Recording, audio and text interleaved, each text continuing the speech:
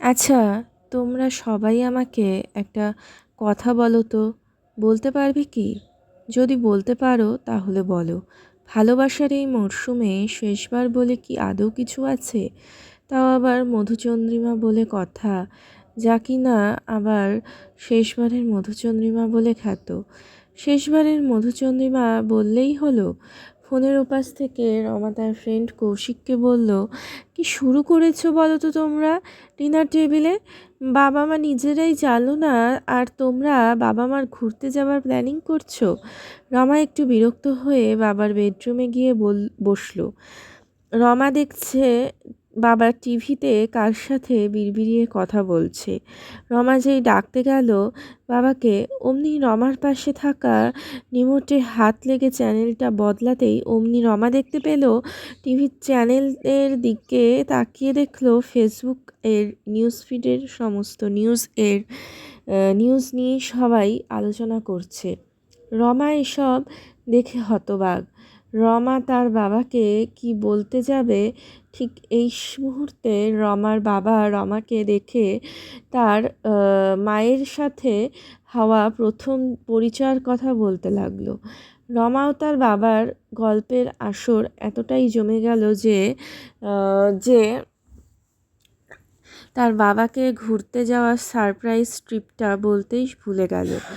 এত সুন্দর গল্পের আসর জমে গেল যে বাবার আগে রমাই তাদের সে সময়ের প্রেমের গল্পের জগতে ভাসতে থাকলো।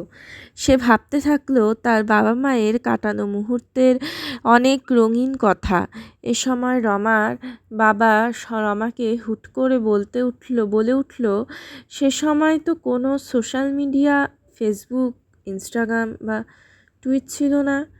তাই আমাদের সময়টা ছিল কিছুটা চোখে কথোপকথন।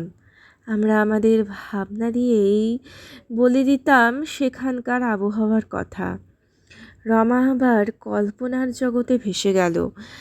চারিদিকে বৃষ্টির রিমঝিম আওয়াজও একটি গান ভেসে আসছে।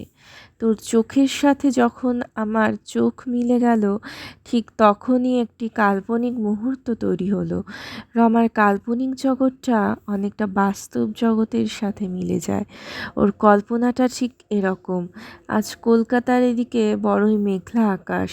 কলকাতার আকাশ আজ বড়ই গম্ভীর ও থমথমে হয়ে আছে। রমার কল্পনায় কিছুক্ষণ পর একটু একটু করে বৃষ্টি নামা শুরু হলো। রমার বাবা রনি বলতে লাগলো যে সে ও তার বউ মোহর দুজনেই সেই বড় গাছটির নিচে দাঁড়িয়েছিল। তারপর থেকে তারা কিছু গল্প করতে লাগলো। ক্রিং ক্রিং ক্রিং ক্রিং ক্রিং ক্রিং ক্রিং ক্রিং ক্রিং ক্রিং। উফ যা, এ কী রে, কী হলো? ও বাবা, তুমি দেখো না, তোমাদের গল্প শুনতে শুনতে কোথায় হারিয়ে গিয়েছিলাম। ফোনের আওয়াজটা বাজতে কল্পনাটা ভেঙে গেল। যাগে যা। আচ্ছা, আমি ফোনটা তুলছি। হ্যাঁ বাবা, হ্যাঁ হ্যাঁ, তোল। রমার বর রনু, এই তুমি বাবা মাকে বলেছো ওদের ট্রিপের কথাটা, যে ওনারা একটা মধুচন্দ্রিমার ট্রিপে যাবে বলে আমাকে বলছিল? এরা দেখো তো, বলতে একেবারেই ভুলে গেছি। আচ্ছা বলছি, দাঁড়াও। রমা তার বাবাকে, আচ্ছা বাবা, তোমরা নাকি একটা মধুচন্দ্রিমায় যাবে বলে ঠিক করেছো, তা কবে যাবে তো আমাকে বলবে। আমি সেই বুঝে তোমাদের দুজনের লং ট্রিপ এর জন্য টিকিটটা কেটে রাখবো। আর হ্যাঁ, ওই তো আমি রনকে একটু বলেছিলাম।